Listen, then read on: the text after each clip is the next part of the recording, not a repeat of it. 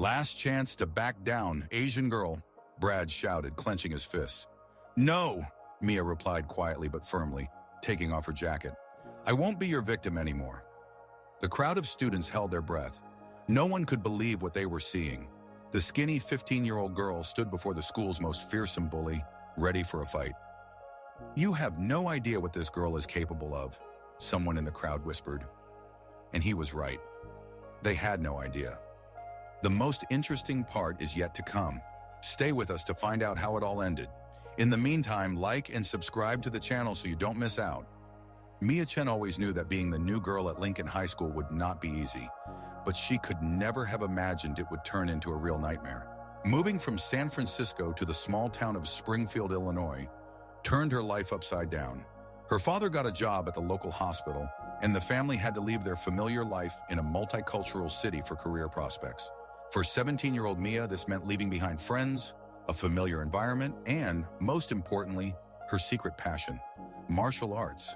Since she was 10, Mia had been training in traditional Kung Fu under Master Lee in San Francisco's Chinatown. 7 years of hard training had turned the fragile girl into an experienced practitioner, but she never told anyone about it. Her father always told her, true strength is not about showing it to everyone. True strength is knowing when to use it. The first day at her new school was a harbinger of the troubles to come. Lincoln High was a typical American school in a conservative town where most students had known each other since kindergarten. There were few Asian kids here, and all eyes were instantly drawn to Mia. Look, a new Chinese girl, she heard someone whisper in the hallway. I bet she's smart. All Asians are smart, added another voice. Or maybe she knows Kung Fu, laughed a third, and several students giggled. Mia tried to ignore the comments and focus on her studies. She found her place in a far corner of the cafeteria, where she usually ate alone, reading books. The first 2 weeks passed relatively quietly, aside from the constant stares and whispers behind her back. But everything changed when Brad Johnson took notice of her. Brad was the star of the football team, an 18-year-old senior with a reputation as the king of the school. Tall, broad-shouldered, with a perfect smile and impeccable haircut, he was every girl's dream. But behind the handsome exterior lay a cruel nature, and a tendency to bully those who didn't fit his idea of normal. Always by Brad's side were his loyal henchmen, Tyler Smith and Ryan Davis. Tyler was almost as big as Brad, but had a heavy gaze and a constantly sullen expression. Ryan was taller than the others, lanky, with an unpleasant laugh that echoed throughout the cafeteria. The first confrontation occurred on Monday, during Mia's third week at the new school. She was sitting in the library, preparing for a history test when a shadow fell over her textbook. This seat is taken, she heard a rude voice. Mia looked up and saw Brad with his friends. The library was half empty, and there were plenty of free seats. Sorry, I didn't see any sign, Mia said quietly, gathering her things. She speaks, Brad announced loudly, addressing Tyler and Ryan. I thought maybe she was mute. Laughter rippled through the nearby tables. A few students looked up from their books, watching the scene unfold. Just mute, Tyler added, reaching for Mia's glasses. Instinctively, Mia caught his wrist, a reflex from years of training, but immediately let go. No need to escalate the situation, she mentally repeated her father's words. This movement caught Brad's attention. His eyes narrowed with interest. Not a bad reaction, he drawled. Think you're tough? No, Mia replied quietly, standing up. I just want to learn. When she turned to leave, Ryan's foot shot out, tripping her. Mia noticed the movement and easily stepped over the obstacle, maintaining her balance, but her backpack crashed to the floor, spilling its contents all over the library. Oops, Ryan smirked. What a klutz. The library filled with quiet laughter. Mia silently gathered the scattered textbooks and notebooks. Her face burned with shame, but her hands trembled not from fear, but from the effort to hold back. 6 years of training had taught her to control her emotions, but every cell in her body screamed with the desire to fight back. Miss Chen, are you okay? Mrs. Anderson, the school librarian, approached. Yes, ma'am, Mia replied, picking up the last notebook. I just dropped my backpack. Brad and his friends had already left, leaving behind an atmosphere of tension and bad omens. Over the next few days, the situation only worsened. Mia's locker was regularly stuffed with crumpled papers and food scraps.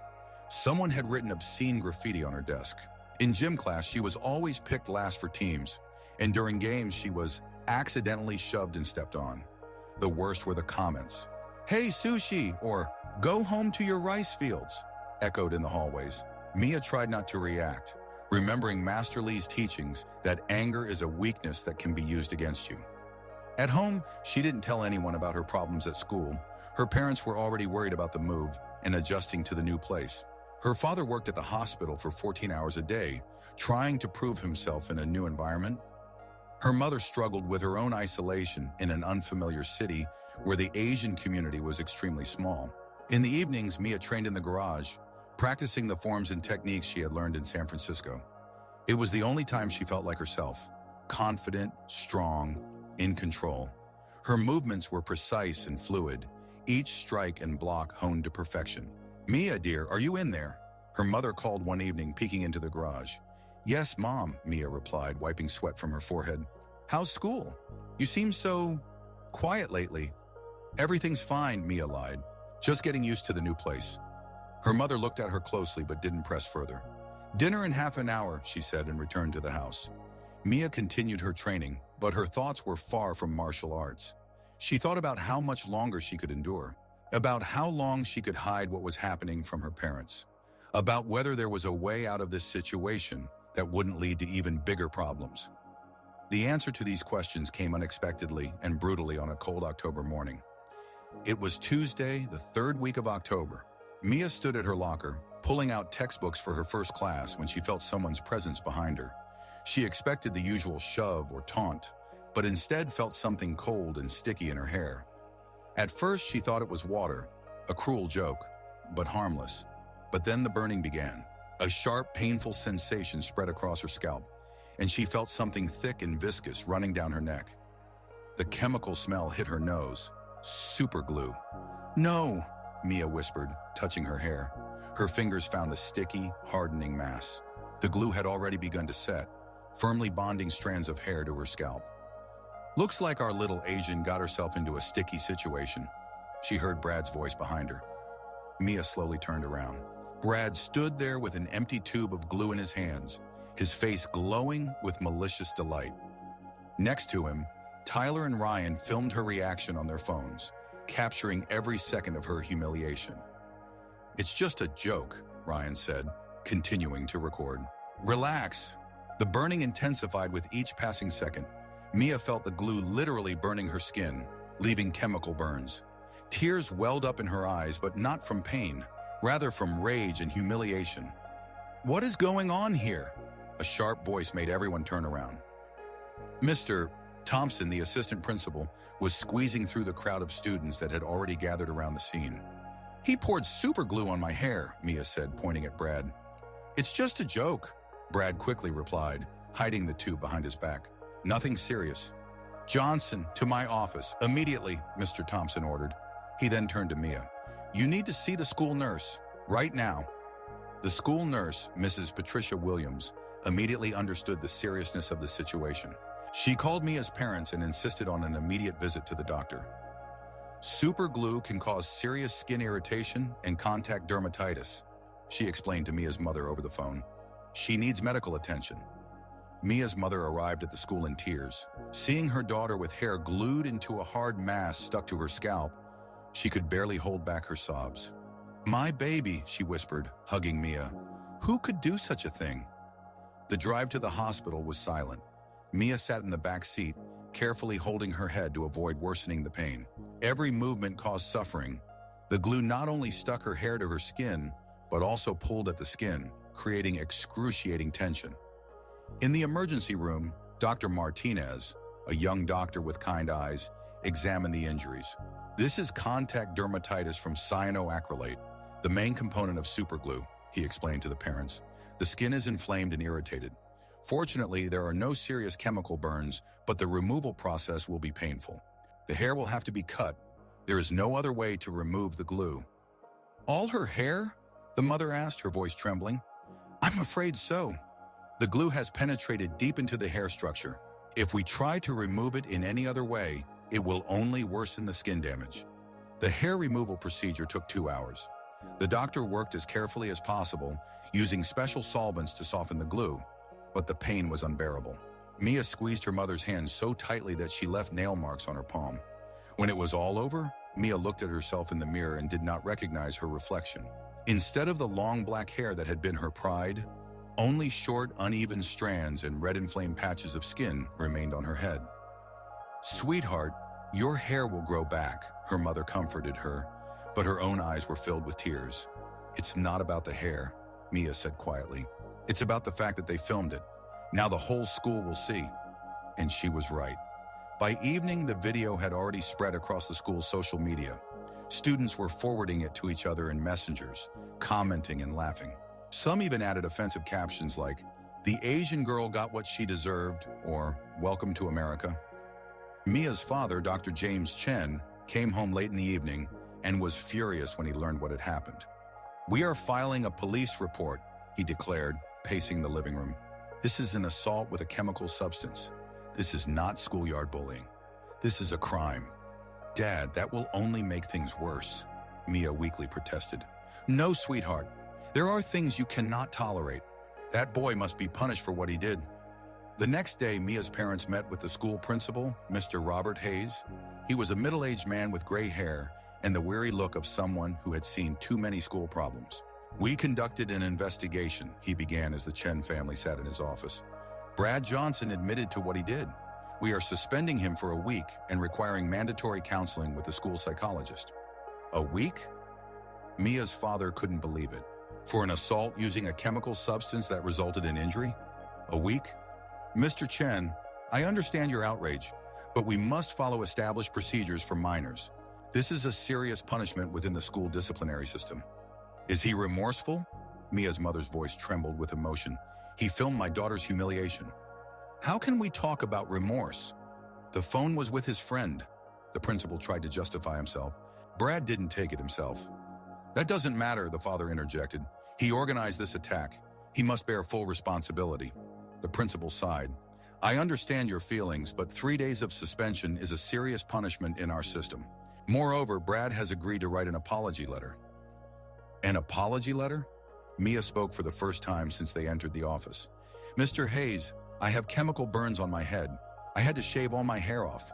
The video of my humiliation is spreading throughout the school. And you think a letter of apology will fix this?" The principal looked at her with sympathy, but his position remained unchanged. "Mia, I know this is hard, but we cannot be guided solely by emotions. There are procedures we must follow." "What about the other students?" the mother asked. "The ones who filmed and spread the video?" "We spoke with them. They deleted the video from their phones." "But the damage is already done," the father said. "The video has been seen by hundreds of people." After the meeting with the principal, the Chen family was more than disappointed. It became clear that the school did not take what happened as seriously as it should have. "They are protecting him," the mother said on the way home. "Brad comes from an influential family. His father funds the school's sports programs." "Then we will go to the police," the father declared resolutely. But there too they faced disappointment. Officer Martin, who took their statement, treated the situation seriously but explained the limitations. "You see, while what the boy did is definitely an assault, proving intent to cause serious harm is difficult, especially when it involves minors," he explained. "We can classify this as simple assault or bullying. Given his age and lack of a criminal record, he will most likely receive community service and mandatory counseling." Mia listened to the adults' conversation and felt a cold fury growing inside her. Not the hot anger that drives one to act impulsively, but a cold, calculated rage that demands justice. That night she lay in bed, gently touching her bandaged head, and thought about what had happened, about how helpless she felt, about how all the adults who were supposed to protect her turned out to be powerless or unwilling to act. "Enough is enough," she whispered into the darkness. The next day, Mia did not go to school. Her parents decided that she needed time to recover, both physically and emotionally, but Mia used that day differently. She traveled to a sports center on the other side of town where she found a martial arts gym. The coach, Mr. Carlos Rodriguez, a former mixed martial arts fighter, watched in amazement as the fragile Asian girl demonstrated advanced kung fu techniques. "Where did you learn this?" he asked when Mia finished her demonstration. "In San Francisco, from Master Lee." "I know that, Master. Great school." Carlos looked closely at Mia's bandaged head. Problems at school? Mia briefly recounted what had happened. Carlos listened, his face growing darker. I understand, he finally said. Sometimes the system doesn't work. Sometimes you have to stand up for yourself. My father always said that fighting is a last resort. Your father is a wise man. But when all other means are exhausted, when you are cornered, then you have the right to defend yourself. Carlos conducted a private training session with Mia, focusing on adapting her kung fu techniques to real-life self-defense situations. Kung fu is beautiful, he explained, but in a real fight, you need to be ready for the opponent not to follow the rules. They will fight dirty, using their size and weight. They practice defenses against grabs, ways to use the opponent's momentum against them, and distance control techniques. Remember, Carlos said at the end of the training, the goal is not to cause maximum harm. The goal is to stop the threat and show that you are not a victim. That evening, Mia received a message from her classmate, Emily, one of the few students who treated her kindly. Mia, Brad is coming back to school tomorrow. He's bragging that he only got 3 days for a little joke. He says you know your place now.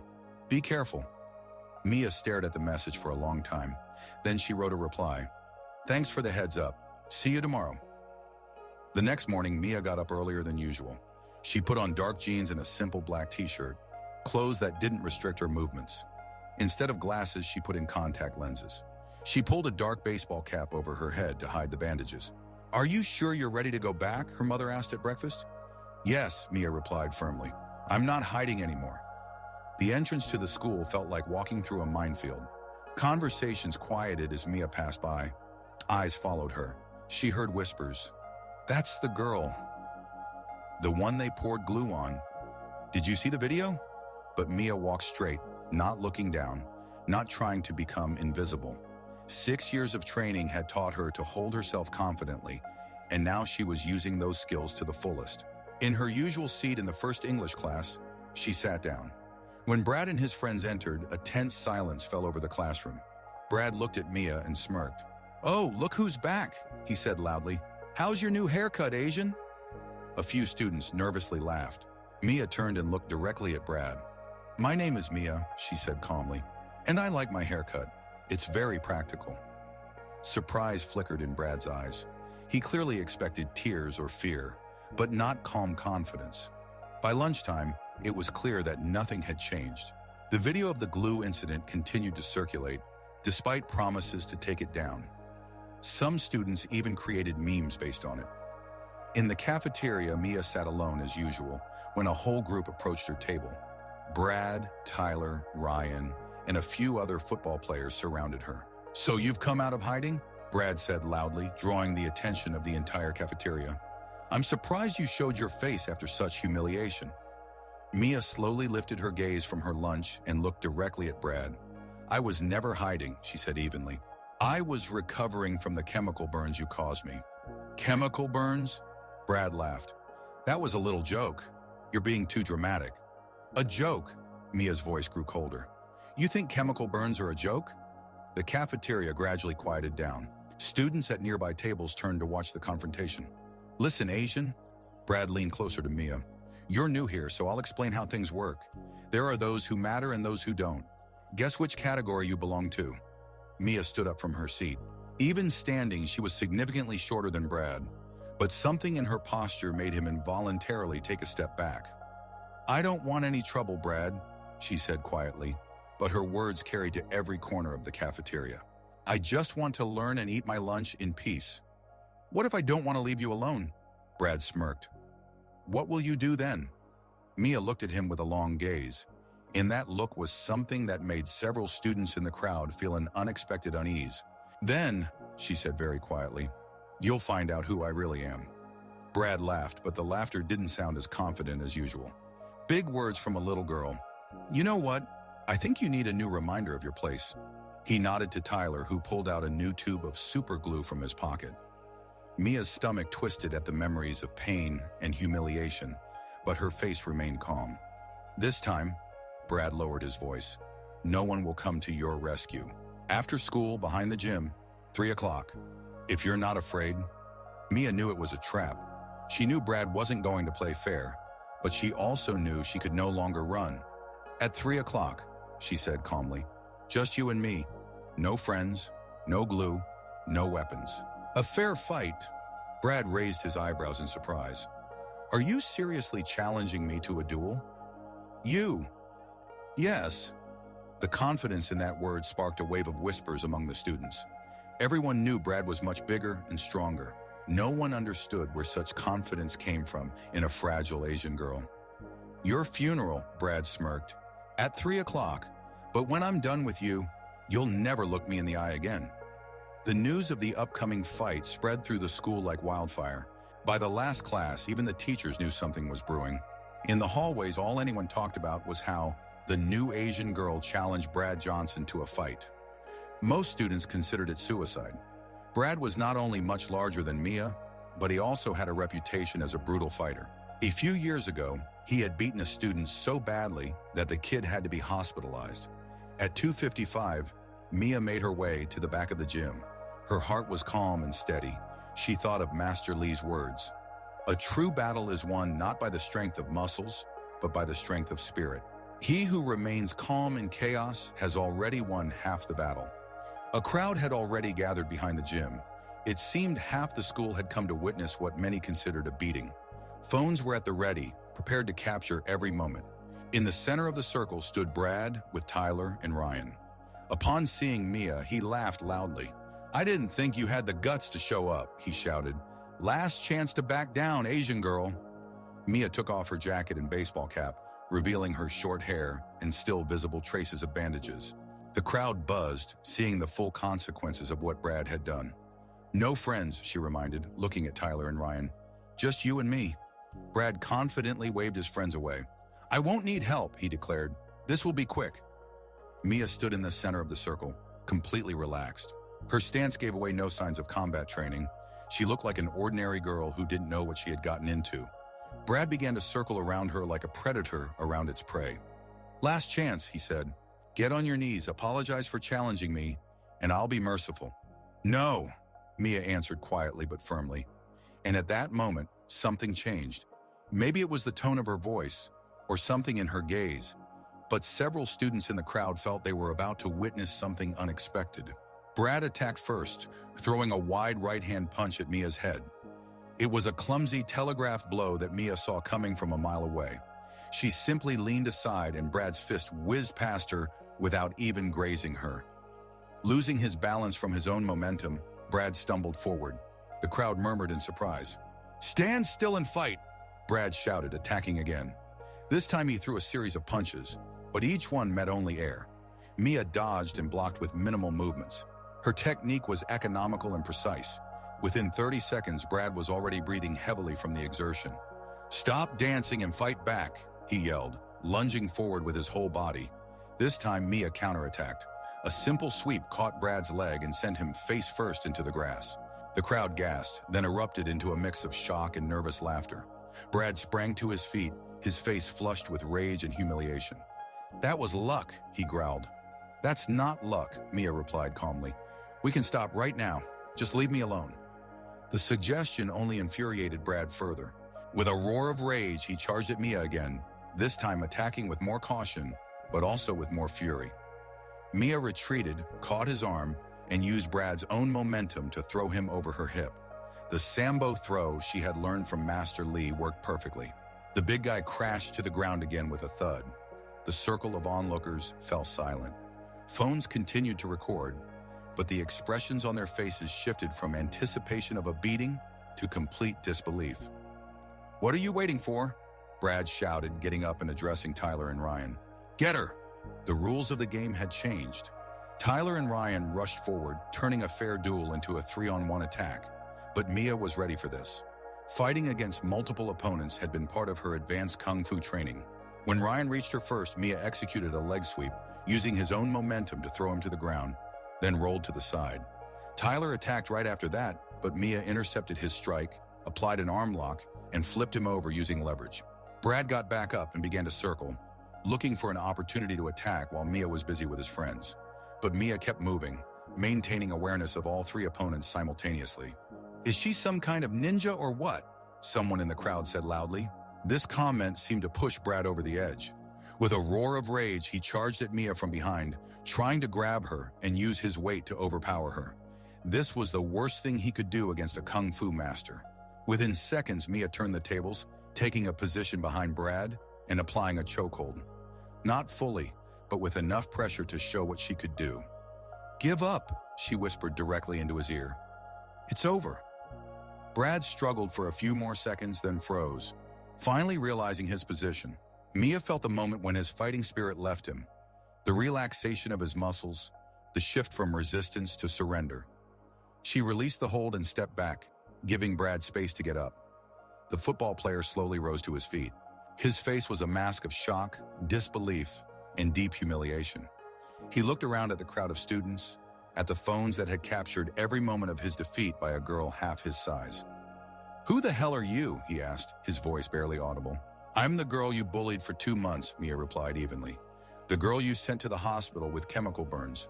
The girl who asked you many times to just leave her alone." The silence was deafening. Many students lowered their phones, suddenly realizing the seriousness of what they had just witnessed. Brad looked at the sea of faces, at the devices that had recorded his complete defeat, and something inside him finally broke. Without a word, he pushed through the crowd and left, leaving behind not only his jacket but everything that remained of his reputation. Tyler and Ryan exchanged uncertain glances, then hurried after him. The crowd began to disperse, buzzing with discussions about what they had seen. One of the girls, Emily from literature class, approached Mia. "Where did you learn to fight like that?" she asked in awe. "I've been training since I was 9, Mia replied simply. "But it was never about fighting. It's about discipline and self-defense." "Why didn't you do this earlier when they first started bullying you?" "Because it should always be a last resort, not the first," Mia said, putting on her jacket. "I tried everything else first." By evening, the video of the fight was spreading across social media at lightning speed. But this time, Mia was not the victim. She was the heroine. The comments were completely different. "This girl is a real warrior." "Brad got what he deserved." "Justice has been served." But Mia paid little attention to the online reaction. At home, she quietly sat in the garage, meditating as Master Lee had taught her. "Mia," her father peeked into the garage. "The school principal called me. He said there was a fight." Mia told her father what had happened. He listened silently, and when she finished, he hugged his daughter. "Do you remember what I told you about fighting? That it should be a last resort." "Exactly. And today you have reached that point. You defended yourself with honor and dignity. I am proud of you." The next day, the school felt like a completely different place. Students who had never spoken to Mia before greeted her in the hallways. Teachers looked at her with a mix of respect and slight concern. Brad, Tyler, and Ryan were absent. Brad's parents transferred him to a private school after the videos of both incidents went viral across the state. The school principal called Mia to his office in the afternoon.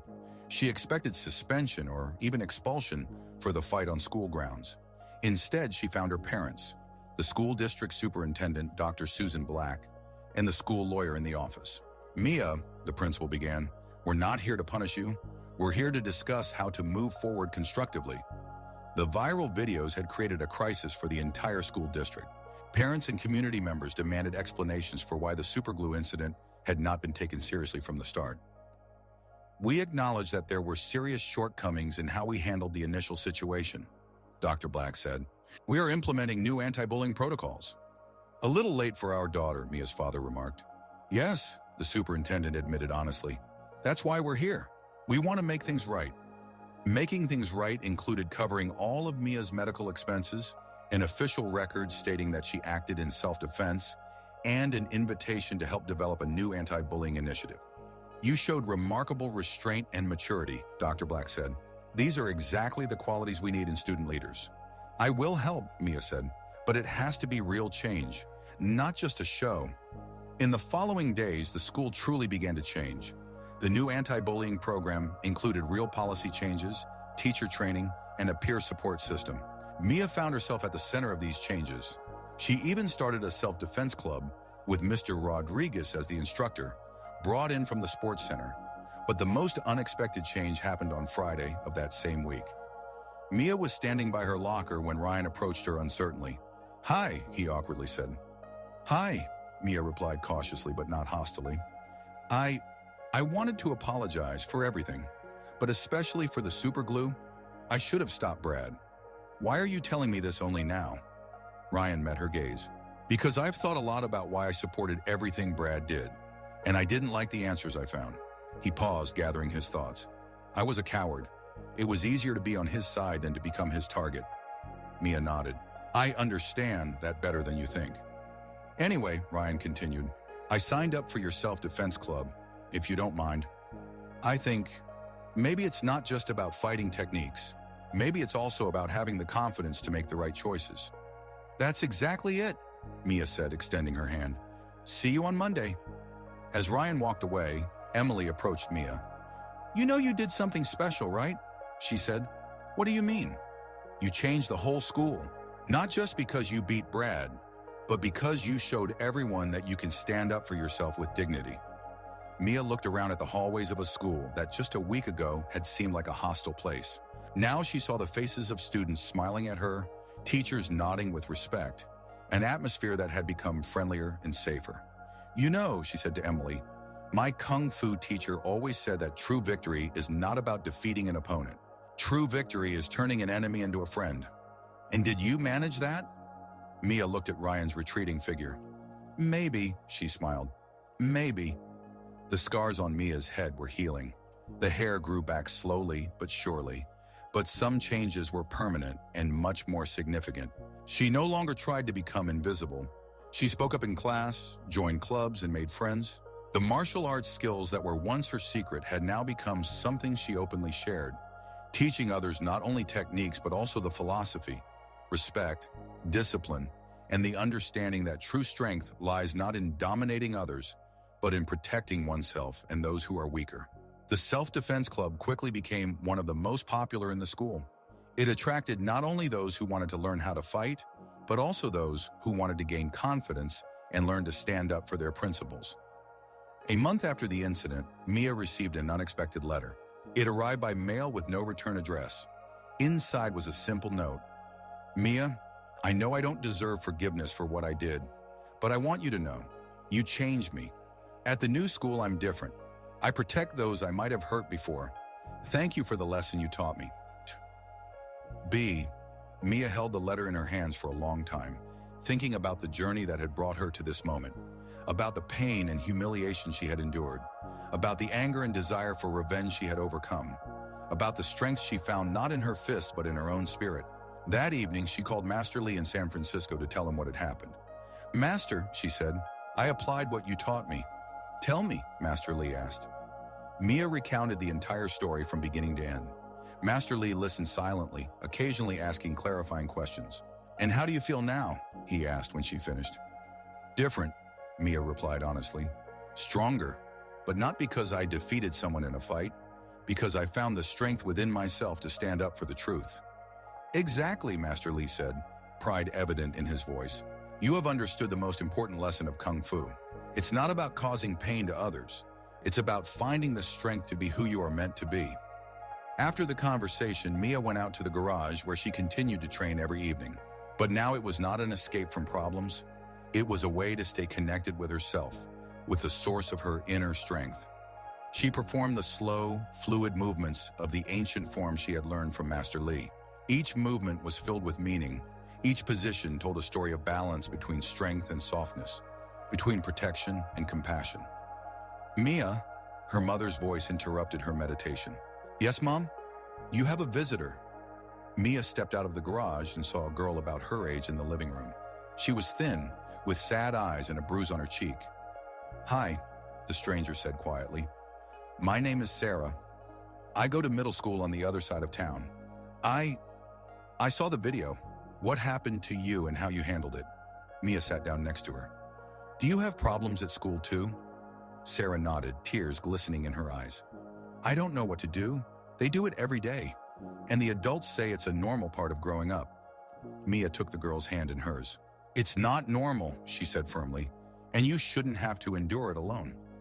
That evening, Mia and Sarah talked late into the night. Mia shared not only her story, but also the strategies that had helped her cope with the situation. They discussed the importance of documenting incidents, finding allies among classmates and adults, and building self-confidence. What if nothing helps? Sarah asked. Then you learn to defend yourself, Mia replied. But that's always a last resort. And it's not about causing pain to someone. It's about showing that you are not a victim. When Sarah left, Mia's mother approached her. You talked well with her, she said. I know what it's like, Mia replied. No one should go through this alone. In the following weeks, Sarah became a frequent visitor at the Chen household. Mia started teaching her the basics of self-defense in the garage. But even more importantly, she helped her find her voice, the confidence to stand up for herself with words before fists were needed. Gradually, other girls and boys from different schools in the district joined them. Mia's home became an unofficial support center for children facing bullying. Dr. Black learned about this and suggested that Mia create an official support program for bullying victims that would operate in all schools in the district. We could provide you with resources, training, and support from professionals, she explained. That sounds wonderful, Mia replied, but there's one condition. What is it? The program must teach not only how to stop bullying, but also how to prevent it. We need to work with those who bully others, help them understand why they do it. Dr. Black smiled. Wise suggestion, I agree. 6 months later, the Bridges of Understanding program, created by Mia, was operating in 20 schools across the state. It combined elements of self-defense with conflict resolution, peer mediation, and emotional intelligence programs. But what remained most important to Mia was what had happened to her. She was no longer the quiet girl trying to become invisible. She had found her voice, her strength, her place in the world. One day, almost a year after the super glue incident, Mia stood in front of the bathroom mirror, brushing her hair, which had finally grown to a length she liked. The scars on her scalp had almost faded, leaving only faint traces of what she had gone through. But the real changes were not on the surface. They were deep inside, in how she carried herself, how she spoke, how she viewed the world. She was no longer a victim. She was a defender, not only of herself, but of others who needed help. At school, she was respected, not because she could fight, but because she used her strength to protect the weak, to create justice where it was lacking. Mia, hurry up, her mother shouted from downstairs. You'll be late for the club meeting. Coming, Mia replied. She looked at her reflection one more time. In the mirror, she saw not the frightened girl who had arrived in Springfield a year ago, but a confident young woman who knew her worth and was ready to defend it. Sometimes, she said to her reflection, repeating the words that had become her personal motto, the bravest thing you can do is stand up for yourself. Not because violence solves problems, but because every person deserves dignity and respect. She grabbed her backpack and headed for the door. Ahead of her was another day of working with children who needed someone to show them the way from fear to strength, from victimhood to victory. And Mia was ready to show them that path because she had walked it herself to the end. The moment she stepped out of the house, a message came through on her phone from Sarah, who was now the leader of the Bridges of Understanding program at her school.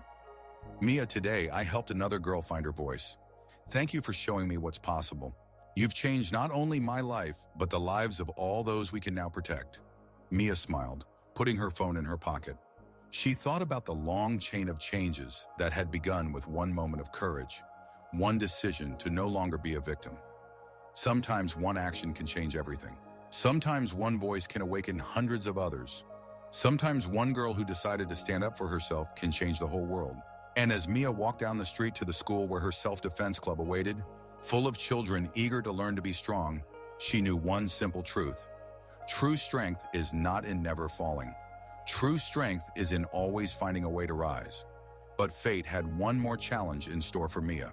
On the day she walked to school with a smile on her face, thinking about how her life had changed, she had no idea that a few blocks away, Brad Johnson was sitting in his father's car, clutching a printout of an article from the local newspaper. Asian student creates revolutionary anti-bullying program, read the headline. Below it was a large photograph of Mia receiving an award from the city mayor for her work with the Bridges of Understanding program. Brad's face contorted with rage. A year in private school hadn't changed him. If anything, the isolation from the consequences of his actions had only intensified his resentment. He blamed Mia for everything. For his expulsion, for the loss of status, for his name becoming synonymous with shame at their former school. She ruined my life, he whispered, crumpling the newspaper. And now they consider her a hero. Brad didn't know that his former friends Tyler and Ryan had completely changed. Tyler had become a volunteer in Mia's program, helping other kids cope with aggression. Ryan was one of the most active members of the self-defense club and planned to study psychology in college to help victims of bullying. But Brad saw only his own pain, his humiliation, his need for revenge. That evening, when Mia was conducting another self-defense class in the school gym, she noticed an unfamiliar man watching from behind the glass doors. Something about his silhouette seemed familiar, but she couldn't quite place it. Ms. Chen? One of the younger students, 12-year-old Marcus, tugged at her sleeve. That guy by the door has been watching us for half an hour. Mia turned around, but the man had already disappeared. Probably a parent of one of the students, she said, but the uneasy feeling lingered.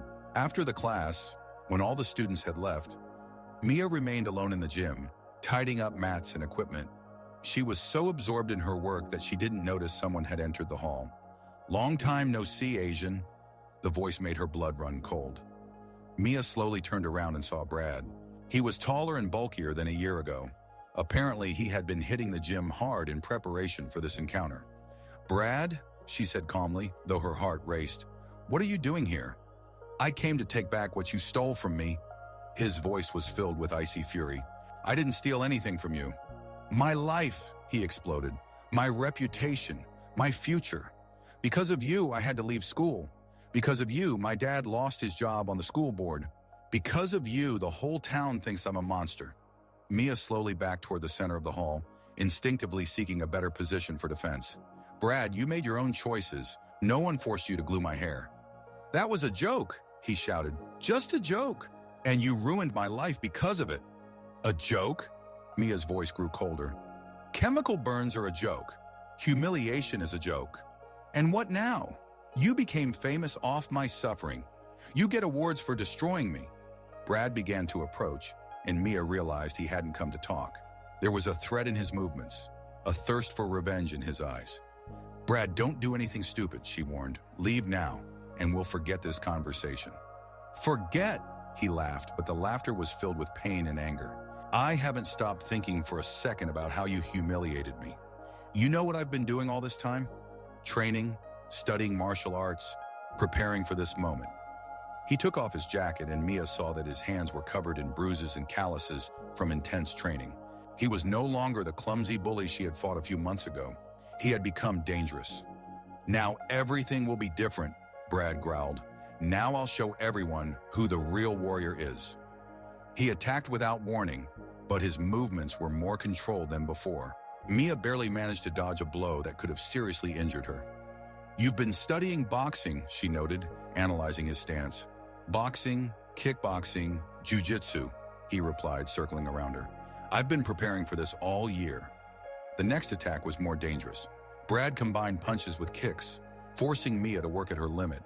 He was stronger, heavier, and now he had technique. But Mia had something he didn't: calmness and wisdom. A year of working with children affected by bullying had taught her not only to protect her body, but also to understand the pain of the soul. "Brad," she said, blocking a series of strikes, "this won't fix your pain." "Shut up." He increased the intensity of his attack. "Do you think that if you beat me, you'll feel better? Do you think this will earn you respect back?" "I said shut up." But Mia kept talking, even dodging his blows. "You know what I learned this year? That people who hurt others are suffering the most themselves." Brad paused for a moment, his breathing heavy. "You don't know what I've been through." "Then tell me." Mia lowered her hands, taking a less defensive position. "Tell me what made you think that the only way to feel strong is to humiliate others." Brad hesitated. Something like confusion flickered across his face. "What happened to you, Brad? What made a 17-year-old boy think it was okay to glue a 15-year-old girl's hair?" "Because," his voice trembled, "because if I wasn't the strongest, the most important, then I was nobody." For the first time since they met in the gym, Mia saw not anger in his eyes, but pain. "And now what do you feel?" she asked quietly. "I'm still nobody," he whispered, and there was so much despair in his voice that Mia's heart ached with sympathy. "Brad!" "No!" He attacked again, but this time his movements were driven by desperation, not technique. "I don't want your pity. I want justice." The fight resumed, but now it was different. Brad fought not like a trained fighter, but like a cornered beast. His strikes were chaotic, but no less dangerous for that. At one point, he managed to grab Mia and throw her to the ground. She hit her back against the hard gym floor, momentarily losing her breath. "Now you know what it's like to be helpless," Brad shouted, raising his fist to strike. But the blow never came. In the doorway of the gym stood Mr. Rodriguez, the school principal, Mr. Hayes, and 2 police officers. "Step away from her, son," one of the officers said calmly, his hand resting on his holster. Brad froze, his fist still raised above Mia. "It's not what you think," he said, but his voice sounded uncertain. "We know exactly what it is," Mr. Hayes replied. "The school security system recorded everything." "Brad," Mia slowly got up despite the pain in her back. "Please, don't make this worse." He looked at her, and in his eyes she saw not anger, but utter despair. "I don't know how to live with what I've done," he whispered. "I don't know how to be who I've become." "Then be someone else," Mia said softly. "It's never too late to change." Brad slowly lowered his hands and stepped back. The police officers moved closer, ready to put handcuffs on him. "Wait," Mia said. Everyone turned to her in surprise. "Mia, this young man attacked you," the principal began. "I know," Mia interrupted him. "But I also know that prison won't help him become better." She looked at Brad. "There is another way. There are support programs, counseling, the chance for redemption." "After everything he did to you?" Mr. Rodriguez couldn't believe it. "That's exactly why," Mia replied, "because the cycle of revenge has to end sometime." Brad looked at her with disbelief. "Why? Why are you helping me after everything?" Mia thought about her journey, the pain she had endured, the wisdom she had gained. "Because I realized something important," she said. "True strength is not in defeating the enemy. The true strength lies in helping him stop being an enemy." The next hours passed in a blurred flow. Police procedures, medical examinations, calls to parents. Brad was not arrested, but was given a choice. Either prison for assault or mandatory treatment in community service. He chose treatment. 3 months later, Mia received a letter, this time with a return address, a rehabilitation center for teenagers with aggression issues. "Mia," it read, "I don't know if you will ever forgive me. I don't know if I can forgive myself. But I want you to know, I am working on myself every day. The counselor says that my aggression was a way to cope with my own pain and fear. It's not an excuse, but it's an explanation.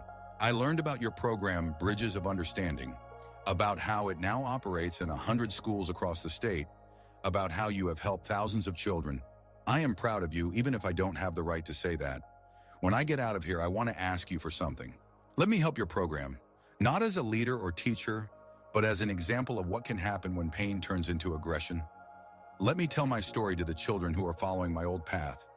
I know I don't deserve forgiveness, but maybe I deserve the chance to prevent someone else from going through our pain. With respect and remorse, Brad." Mia sat for a long time with the letter in her hands. Then she picked up the phone and dialed the rehabilitation center's number. "Hello," she said when someone answered. "My name is Mia Chen. I would like to speak with Brad Johnson." 6 months later, Brad stood before a group of high school seniors in the Lincoln High Auditorium. Next to him sat Mia. "My name is Brad Johnson," he began, his voice trembling with emotion. 2 years ago, I did something terrible.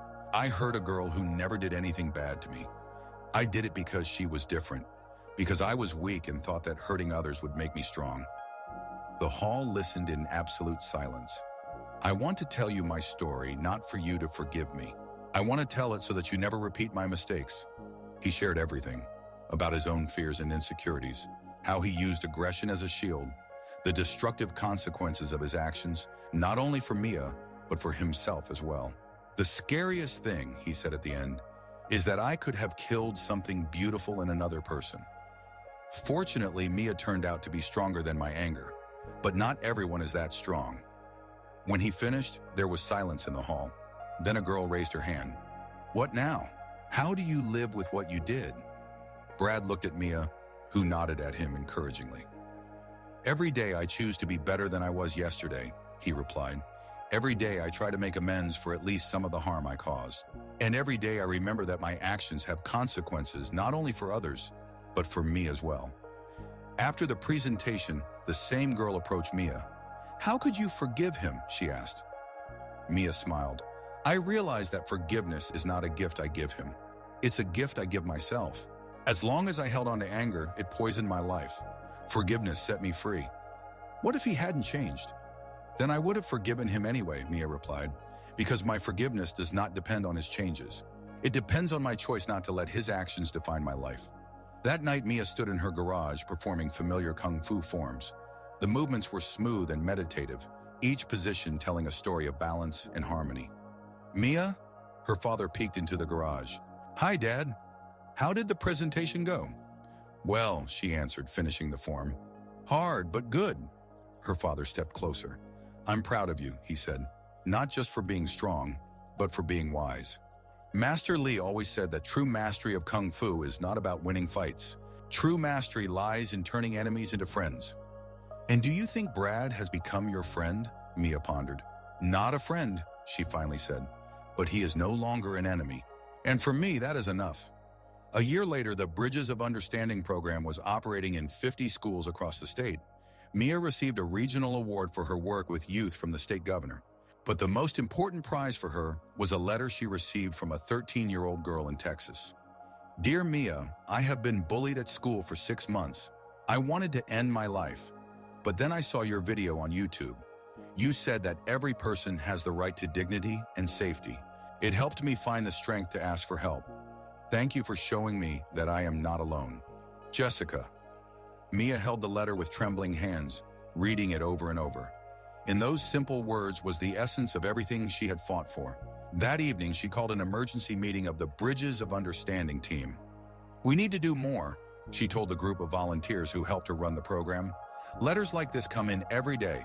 There are children who think the only way out is to harm themselves or others. What do you propose? Asked Ryan, who was now the program coordinator in their district. A National Awareness Day, Mia replied. A day when every child in America hears the same message. You are not alone, you matter, and there are people who want to help you. The idea was ambitiously crazy. Organizing a nationwide event required resources, connections, and influence that a 17-year-old girl simply did not have. But Mia was not an ordinary 17-year-old girl. Over the next 6 months, she worked 18 hours a day, reaching out to politicians, celebrities, media companies, and educational organizations. She spoke before Congress, gave interviews to national television channels, and met with state governors. Every year in our country, 300,000 children skip school due to fear of bullying, she told CNN cameras. Every day, 14 children attempt to take their own lives because of bullying. This is not just a school problem, it is a national crisis. Gradually, the idea gained momentum. Major corporations joined the movement, offering funding. Celebrities recorded video messages. Schools across the country registered to participate. And finally, the designated day arrived. April 15th, Anti-Bullying Solidarity Day. At 7 a.m. Eastern Time, as the first schools on the East Coast were just starting their day, Mia stood in a local television studio in Chicago. Today is a special day, she began the live broadcast, which was simultaneously aired on regional channels in several states. Today, we are telling every child in our region, you are not alone. At that moment, in 2,000 schools across the Midwest, hundreds of thousands of children were listening to the same message. You may feel powerless right now. It may seem like no one understands your pain. You may think that the only way out is to harm yourself or someone else. Mia's voice was calm, but it carried a strength born from her own experience of overcoming. But I want you to know the truth. You are stronger than you think. You matter more than you realize. And you are never, ever alone. The studio was silent, her voice echoing through the airwaves to millions of listeners. 3 years ago, I was just like many of you. I was a target for bullies. I was humiliated, physically hurt, made to feel worthless. I thought it would never end. She paused, gathering her thoughts. But I want to share with you a secret that changed my life. True strength is not about being the biggest or the loudest. True strength is knowing your worth and standing up for it. The true strength lies in standing up and saying, I will not be treated like this anymore. Across the country, children listened, holding their breath. But the most important thing is that true strength lies in reaching out to those in need, in being a voice for those who have lost theirs, in being a light in the darkness for those who have lost it. At that moment, a stack of letters was brought into the studio. Hundreds, thousands of messages from children all over the country that had been received in the last few hours. At this moment, Mia continued, millions of children across the country are making the same choice. The choice not to be indifferent, the choice not to remain silent, the choice to be part of the solution. She randomly picked one of the letters. Tommy from Ohio writes, I promise to stop teasing Michael for his stutter. Instead, I will protect him. Another letter. Sarah from California. I will tell the adults that Jessica is being bullied in our class. I will no longer remain silent. The letters kept coming, and Mia read them one after another, each a child's promise to be better, stronger, kinder. This is the true revolution, she said, looking straight into the camera. Not a revolution of power or revenge, a revolution of compassion, a revolution of courage, a revolution of hope. But suddenly her voice trembled. A special message was brought into the studio, a letter from a girl named Jessica from Texas, the very Jessica who had written about her thoughts of suicide a year ago. Dear Mia, she read, and tears began to well up in her eyes. A year ago I wanted to die. Today I want to live. Not just live, but help others find reasons to live. I started a support club at my school. We already have 20 members. We call ourselves Bridges of Hope. Thank you for saving my life, even without knowing it. Mia could no longer hold back her emotions. Tears streamed down her face, but she continued to speak. Jessica, she whispered, thank you for choosing life. Thank you for being a bridge of hope for others. She looked into the camera, and millions of children across the country saw not only strength in her eyes, but also deep humanity. Each of you can be a bridge, she said with a voice trembling with emotion. A bridge from pain to healing, from loneliness to belonging, from despair to hope. At that moment, something incredible happened. Across the country, children began to stand up. In classrooms, auditoriums, gymnasiums, millions of students rose from their seats in a show of solidarity. Stand up, Mia whispered, and her whisper spread across the nation. Stand up for those who cannot stand up for themselves. Stand up for justice. Stand up for love. And they stood. Everyone, teachers, principals, parents watching the broadcast at work, even adults on the street stopped and stood up, seeing the broadcast in store windows. Today, Mia said, now also standing, we make a promise that no child will be left alone in their pain again. A promise that we will build a world where every person knows their worth. The camera slowly pulled back, showing Mia standing in the studio, a small figure of a girl who had become the voice for millions. My name is Mia Chen, she concluded. 3 years ago, I was a scared victim. Today, I stand before you as proof that each of us can change the world. Not tomorrow, not someday later. Now. The screen darkened, but across the region, no one moved. In the silence that followed, one could hear the world changing. That day, reports of bullying in schools in the region decreased by 30%. Calls to teen helplines doubled, but these were calls for help, not from despair. But most importantly, hundreds of thousands of children felt for the first time in a long time that they were not alone. Late that night, Mia sat in her hotel room in New York, reading the stream of messages that continued to come in. Each letter was a story of change, a promise to be better, a thank you for hope. The phone rang. It was her father. Mia, sweetheart, are you okay? Yes, Dad, she replied softly. I'm okay. We watched the broadcast. Mom is crying from pride. So am I. Mia smiled through her tears. Do you remember what you told me when I was 9 and just starting to learn Kung Fu? That true strength isn't about proving something to others, but about knowing your capabilities and using them when necessary, she finished. Today was necessary, Dad. Yes, sweetheart, today was necessary. After the conversation, Mia stepped out onto the hotel balcony and looked at the lights of New York City. Somewhere in this ocean of light were children who would go to bed tonight for the first time in a long while, with hope in their hearts. She thought about her journey, from a frightened victim to a national leader in the anti-bullying movement, about the pain she had endured and the strength she had found, about how one act of courage can create waves of change that reach the farthest shores. Her phone vibrated in her pocket. Another message, this time from an unknown number. Mia, it's Brad. I watched the broadcast from the rehabilitation center with the other guys. When you talked about forgiveness and second chances, I thought about how far we've both come. You've become a national hero. I've become a better person. Thank you for showing me that change is possible. Your former enemy, and now, I hope, an ally in the fight for a better world. Mia smiled as she looked at the message. Full circle. From pain to healing, from enmity to understanding, from loneliness to connection with millions of people. She raised her gaze to the stars, barely visible among the city lights, and whispered the words that had become her prayer. May every child know their worth. May every voice be heard. May every heart find its bridge to hope. In that moment, standing on the balcony in the heart of America's largest city, the little girl who once felt invisible became a beacon of light for the whole world. But this day was just the beginning. In the hours following the broadcast, something unprecedented happened in the history of social movements. The hashtag #Bridges of Hope became the most popular in the world, garnering over 50 million mentions in the first 24 hours. Children from around the globe began sharing their stories, not just from America, but from Canada, the UK, Australia, even from countries where English was a second language. Stories were translated into dozens of languages, creating a global wave of understanding and empathy. Maria from Mexico wrote, "In our school, there's a boy named Carlos who gets bullied for being poor. After watching Mia's broadcast, our whole class raised money to buy him a new school uniform. When we gave it to him, he cried. But those were tears of joy." Anna from Germany shared, "I bullied a girl named Gretel for her accent. After today, I approached her and apologized. We talked for 3 hours. It turns out her family are refugees, and she just wanted to make friends. Now we're best friends." Hiroshi from Japan wrote a long letter about the culture of ijime, Japanese bullying, that drove him to attempt suicide.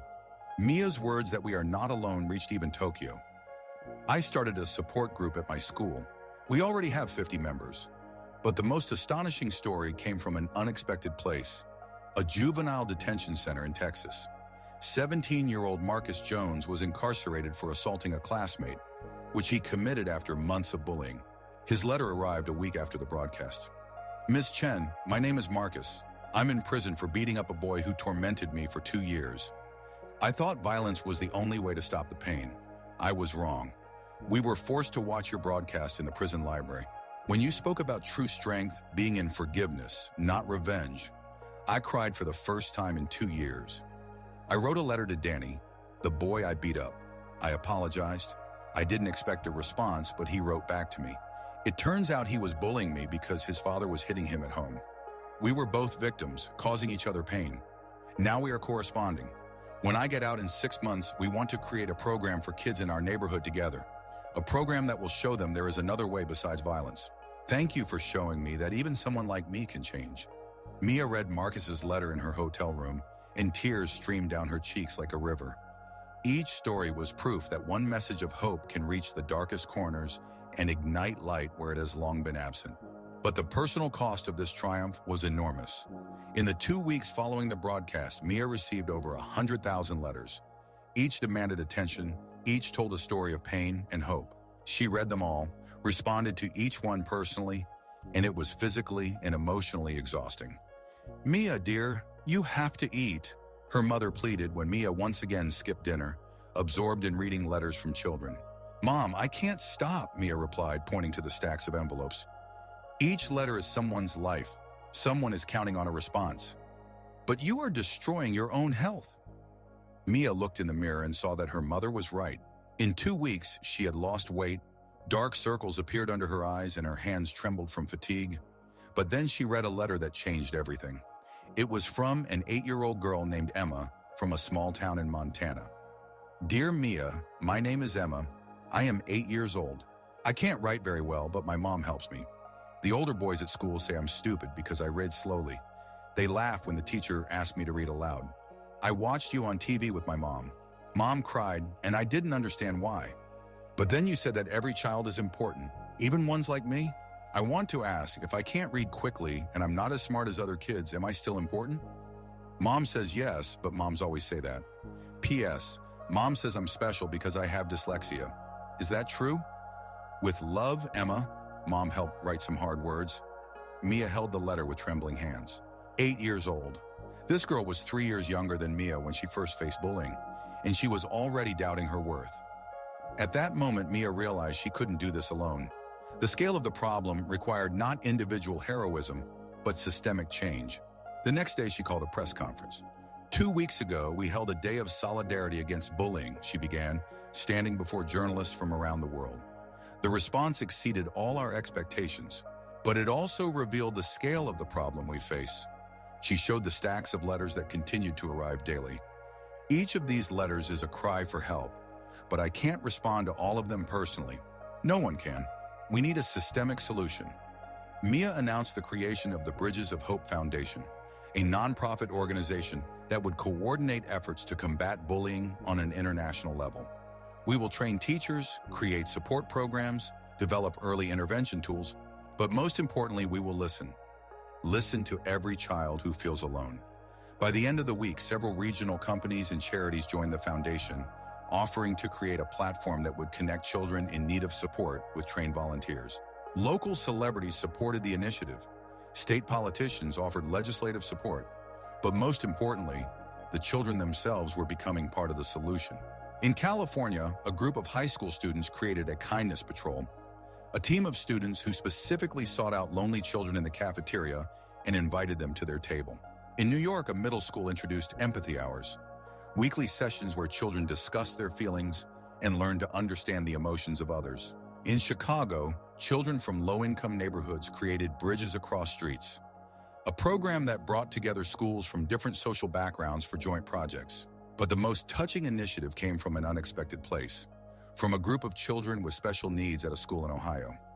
12-year-old Michael, a boy with Down syndrome, wrote to Mia, "Dear Mia, my name is Michael. I am a special child. Some kids laugh at me because I don't talk like they do, and I learn slower. But after your day on TV, my teacher, Miss Sarah, told us to create a club of special friends. We invite all children who feel different from everyone else. We have Tommy, who stutters. There's Sarah, who is in a wheelchair. There's Jose, who speaks English poorly, and many others.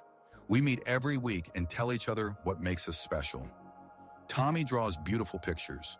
Sarah knows everything about stars. Jose teaches us Spanish words.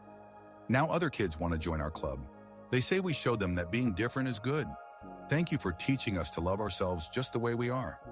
When Mia read this letter on the next television broadcast, she couldn't hold back her tears. "Michael," she said directly into the camera, "you have shown all of us what true wisdom means.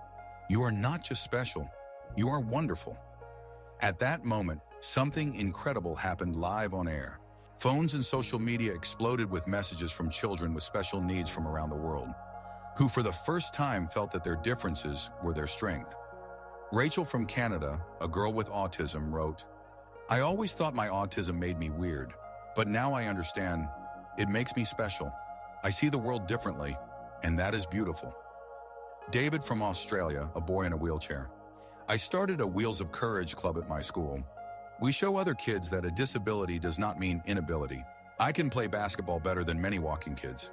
But the most astonishing letter came from a group of deaf children from a special school in Washington. "Dear Mia, we are deaf children from Gallaudet School. We speak with our hands, but our hearts speak the language of love.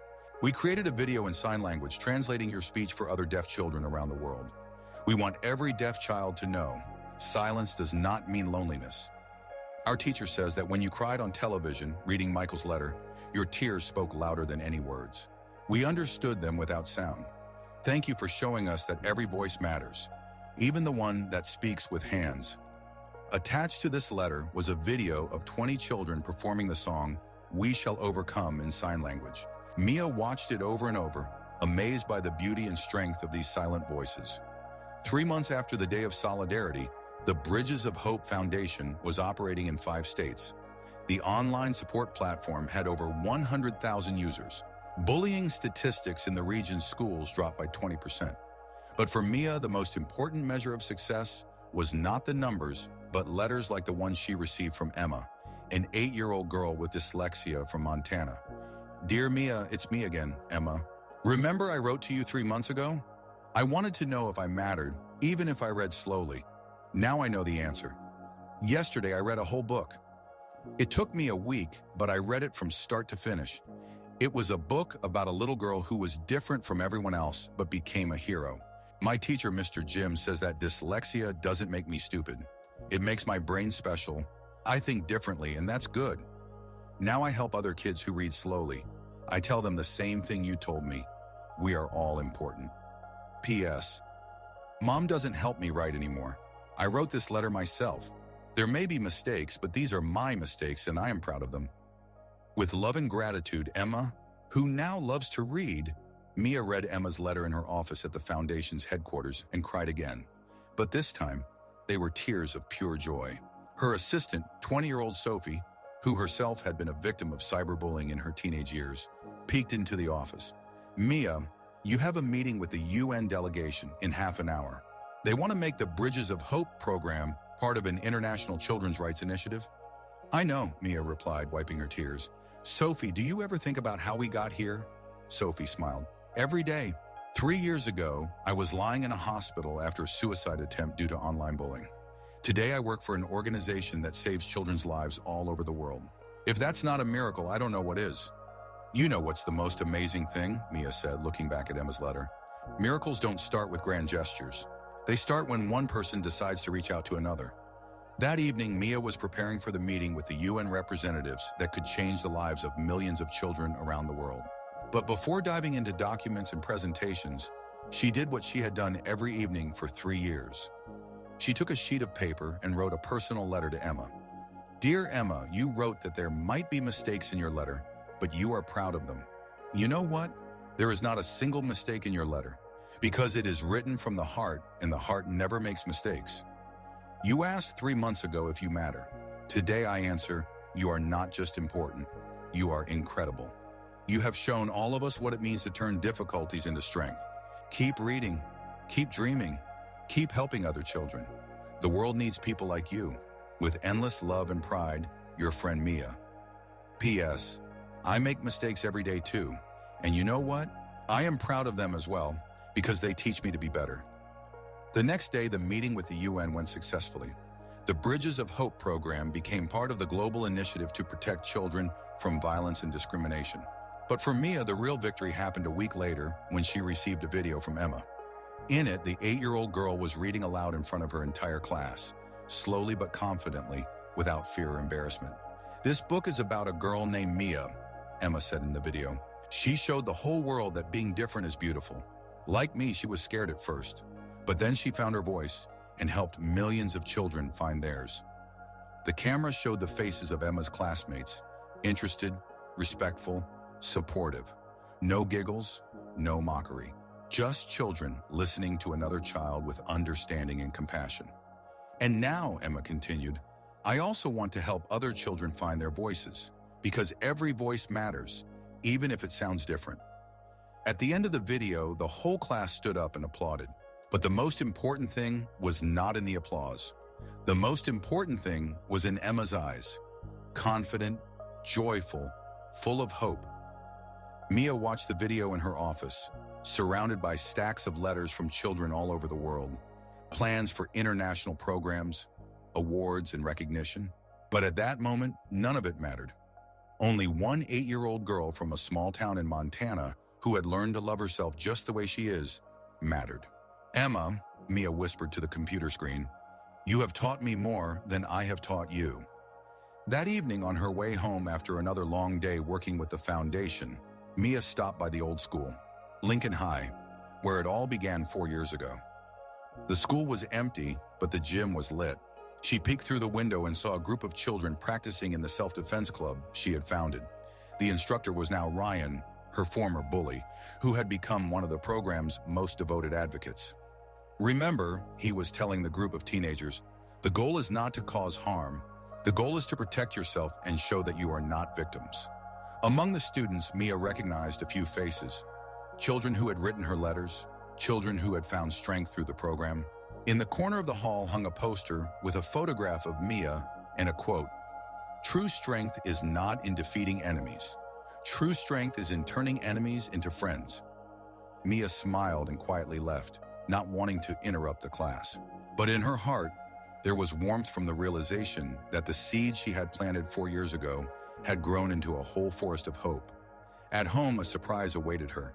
On the kitchen table lay a stack of letters. Not the usual letters from children that she received every day, but letters from parents. The first was from the mother of a boy from Texas. "Dear Mia, you saved my son Jacob's life.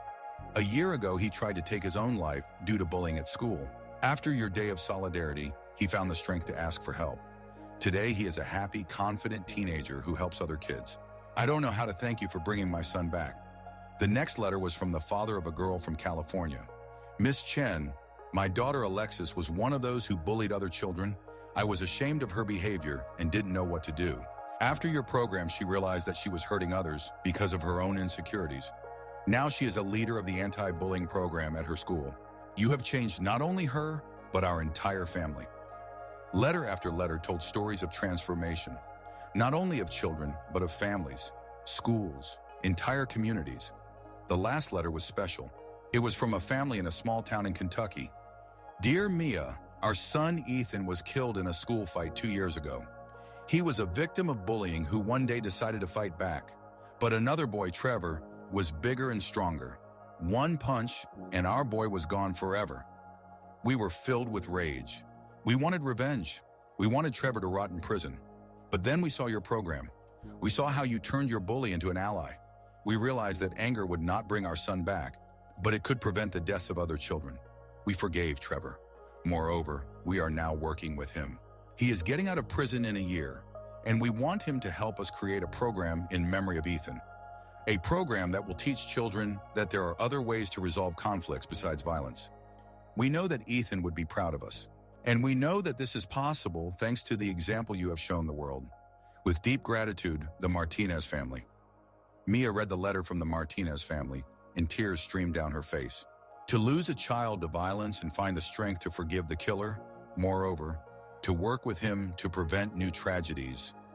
This was a manifestation of spirit that surpassed anything she could have imagined. At that moment, her parents walked into the house. "Mia, dear, we saw the light in the kitchen," her mother said. "It's late. You should rest." "Mom, Dad," Mia showed them the letter from the Martinez family. "Read this." Her parents read silently, and the same emotions reflected on their faces as on Mia's. Sorrow, admiration, hope. "Incredible," her father whispered. "To lose a child and find the strength to turn that loss into service for others. They remind me of something important," Mia said. "Every time I think I've done enough that I can stop, I get a letter like this, and I realize the work will never be finished. There will always be children who need help." Her mother hugged her. "We are proud of you, but we also worry. You carry the pain of the whole world." "Not the whole world, Mom, just the part I can change." The next morning, Mia woke up with a clear understanding of what she needed to do next. The Bridges of Hope program was working, but it was still primarily focused on English-speaking countries. It was time to make it truly global. She gathered her team and announced a new initiative, Bridges Without Borders. The program will be adapted to the cultural characteristics of different regions of the country, and over time, it may spread to other English-speaking countries. "Bullying is not just our local problem," she explained at a press conference. "It is an issue that exists everywhere there are children, and it requires a comprehensive solution." Over the next 2 years, Mia traveled across the country, meeting with children, parents, teachers, and local officials. She spoke in Washington before Congress about the national problem of bullying. She worked with community leaders in Detroit, adapting the program to the issues facing urban youth. She collaborated with activists in Native American reservations, creating a version of the program that took traditional values into account. Each trip brought new revelations about the universality of human pain and the strength of human compassion. In the poor neighborhoods of Los Angeles, she met children who had created a wall of hope, a place where any child could leave a message about their problems, and other children would respond with words of support. In Vermont, she worked with state legislators to create the nation's first law that made emotional support for victims of bullying a responsibility of the school system. In South Africa, she met with activists from the anti-apartheid movement who shared their experiences of turning hatred into understanding. One veteran of the human rights struggle told her, "Young lady, you are doing what we have been trying to do for decades, turning enemies into friends. Keep going. The world needs such bridges." But the most touching meeting occurred in a small town in rural Alabama, where she worked with a school that was struggling with racial tension and bullying. 12-year-old Kesha, an African-American girl who faced discrimination and harassment, told Mia, In our school, many kids don't want to be friends with someone like me because of the color of my skin. But your program taught us that we can speak from the heart, even when others don't want to listen. We created a Rainbow of Friendship Club where kids of all races learn to understand each other. Even in division, we are building bridges. When Mia returned home after 2 years of traveling the country, she was physically exhausted but spiritually transformed. She had seen the face of human pain in all its forms, but she also witnessed the endless capacity of people for compassion and change. On her first evening home, the doorbell rang. A young woman stood at the door holding a baby. "Miss Chen, my name is Jessica. Jessica from Texas." Mia didn't immediately recognize her, and then the realization hit her like lightning. This was the same Jessica who 5 years ago wrote about suicidal thoughts and then created the Bridges of Hope Club at her school. "Jessica!" Mia hugged the girl and both cried. "I graduated with honors," Jessica said through tears. "I got into college for psychology. I married Alex, the boy from our support club, and this," she pointed to the baby, "this is our daughter, Mia." Mia looked at the tiny face of the girl named after her and felt something deep inside her heal completely. "We named her after you," Jessica continued, "because you saved not only my life, you saved the life of my daughter, who would never have been born if I had." She couldn't finish, but it didn't matter. Mia understood. Can I hold her?" Mia whispered. Jessica carefully handed over the baby. Little Mia opened her eyes and looked at her namesake. In that gaze, there was nothing but pure trust and love. "Hello, little one," Mia said softly. "Welcome to a world made better by your mom." That evening, after Jessica left, Mia sat in her garage where it all began 8 years ago. She didn't practice. She just sat in meditation, reflecting on the journey that had brought her here. From a frightened victim to an international leader of the movement. From a lonely girl to a person whose name was known by millions of children around the world. From pain to healing, from trauma to transformation. But the most important realization came when she held little Mia in her hands. It wasn't about how many children she saved or how many programs she created. It was about the fact that every act of compassion creates ripples that spread through generations. Jessica didn't end her life thanks to words of hope. She grew up, became a psychologist, got married, and had a daughter. This daughter will grow up in a world that has become kinder thanks to a mother who survived, and she, in turn, will make the world even better for her children. "This is what real bridges are," Mia whispered into the silence of the garage. "They connect not just people, they connect generations." The next morning, Mia received a letter that changed everything again. It was from the International Human Rights Committee. "Dear Ms. Chen, we are honored to inform you that you have been awarded the International Human Rights Prize for your outstanding work in creating a culture of nonviolence and compassion among youth worldwide. At the age of 24, you have become the youngest laureate of this award in history. But even this news was not the most important event of the day. The most important was a phone call from Emma, now a 15-year-old girl from Montana. "Mia!" Emma shouted into the receiver. "I read online about the Human Rights Award. That's incredible. Emma, how are you? How's school?" "Great. You know what? I'm now the fastest reader in my class. It turns out dyslexia taught my brain to work differently, and now I understand things that other kids don't." "That's amazing, Emma. And you know what else? I've decided what I want to be when I grow up." "What?"